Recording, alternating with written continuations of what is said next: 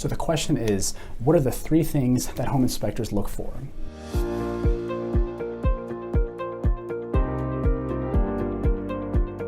Do you know what a home inspector looks for when they visit a home? Home inspectors, they will investigate every nook and cranny from the foundation to the roof and anything that might affect the property's value. So here are the main things that they'll check. Number 1, roof. Inspectors look for leaks, damaged shingles or missing shingles, and moss growth. Okay, they'll also look for problems with the flashing, gutters, vents, attic ventilation, and skylights if your home has them. So make sure everything is watertight so that you don't run into any major issues.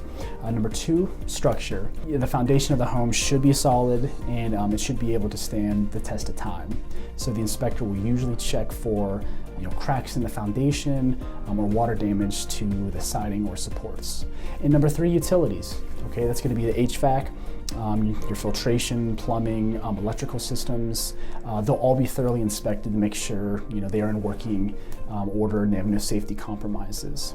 If they're damaged or faulty, you should find out how much it costs to repair or replace them. So depending on the age of the home, this can be a scary report, but just take note of these areas and keep them in working order because the results of the inspection can influence your final price. So your realtor is there to help you understand the report and negotiate any repairs.